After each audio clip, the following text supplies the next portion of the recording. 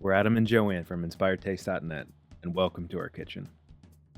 Making your own batch of homemade ketchup is simple and is so much more flavorful than anything you can buy at the store.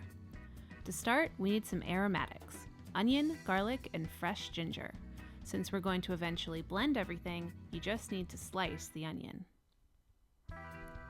Give the garlic a rough mince, then do the same for the ginger.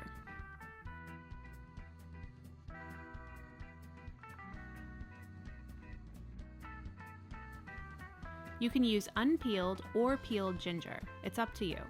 To peel it, use a vegetable peeler, or for an even easier time, a spoon.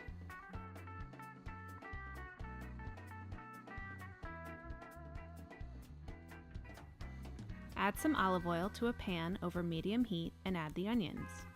You want them to cook until they have softened and lightly browned. Next, throw in the minced garlic and ginger, as well as some crushed red pepper flakes for spice and ground allspice.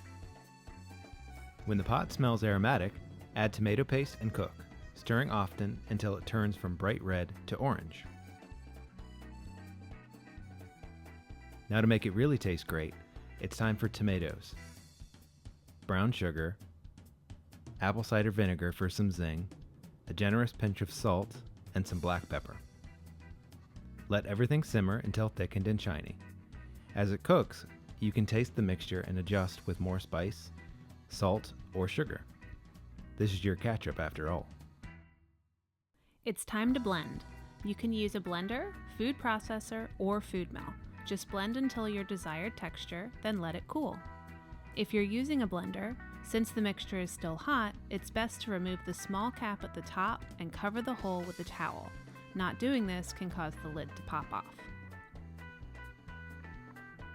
And that's it. The ketchup will keep in your fridge for about a month. Homemade tastes so good, not too sweet with just enough spice. You are going to love it. Happy cooking!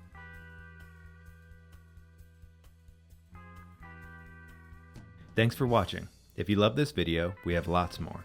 Make sure you subscribe to our YouTube channel and say hi on Facebook, Twitter, or Instagram. We're at Inspired Taste.